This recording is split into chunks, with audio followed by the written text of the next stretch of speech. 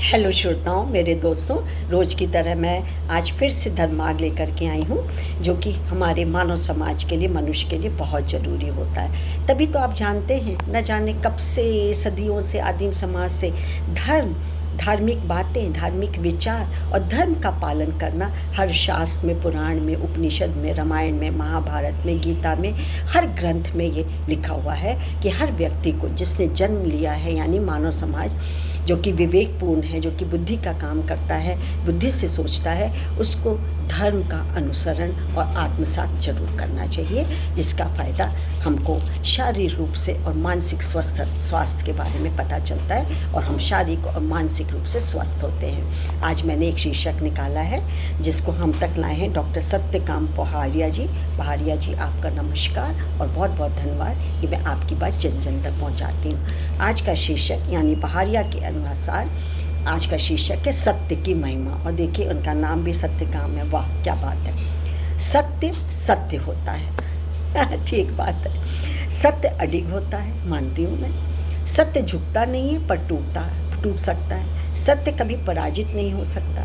सत्य अपराजित होता है। दृढ़ विश्वास में ही सत्य की झलक होती है। सत्य ईश्वर का पहलू होता है। सच्ची निष्ठा, सजल श्रद्धा और संपूर्ण विश्वास की सुदृढ़ नींव पर ही सत्य का भवन खड़ा होता है। सत्य पर अड़े रहने पर ही हम परम पिता परमात्मा के सानिध्य में पहुंचकर यही लोक और पारलौकिक दिव्यानंद की अनुभूति प्राप्त करते हैं। भारतीय संस्कृति में ऐसे अनेक चरित्र हैं जो सत्य पर अडिग रहकर अपने लक्ष्य को प्राप्त कर सकते हैं।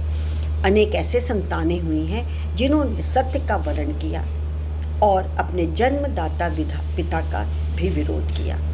अनेक ऐसी संतानें हैं जिन्होंने सत्य दिखाने में हिचकिचाहट नहीं दिखाई है। भक्त ध्रुव और प्रहलाद ऐसे सुपुत्र हुए हैं जिन्होंने सत्य को स्वीकारते हुए अपने पिता की आज्ञा पालन की अवज्ञा की। आज हिरण्यकश्यप और उत्तानपाद को कभी याद नहीं किया जाता, जबकि इनके पुत्र सत्याराधना के कारण समाज में पूज्य बने हुए हैं। यह महिमा सत्य व्रत धारण करने से ही हुई है। सत्य की महिमा अपरंपार है। जी हाँ, सत्यम वद, यह सात्विक उद्घोष हर ग्रंथ में मिलेगा।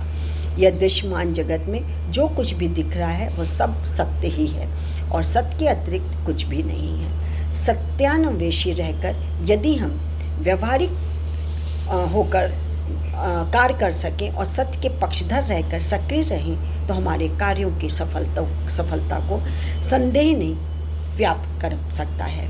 एक सत्य को कितने ही आवरणों से क्यों न आवृत किया जाए, पर सत्य की आभा को धूमिल नहीं किया जा सकता। सत्य अपने ओज से सदैव ओजस्वी बना रहता है। सत्य को मंचा, वासा, कर्मणा में व्यवहृत होना चाहिए। सत्य के लिए कहा गया है ब्रह्म सत्यम। इस जगत का सृष्टिकर्ता, पालनकर्ता और संहारकर्ता ब्रह्म ही है, जिसके लिए हमें सत्य को धारण करना ही पड़ेगा।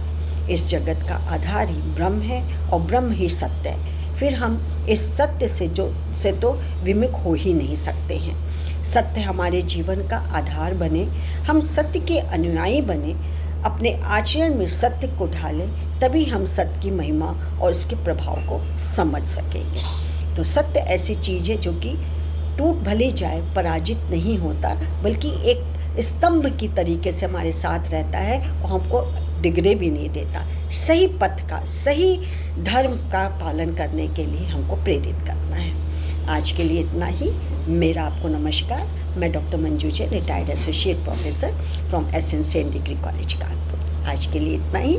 फिर एक धार्मिक और आध्यात्मिक बेस पर आधारित धर्म मार्ग लेकर के आऊँगी। नमस्कार, बाय एंड थैंक यू।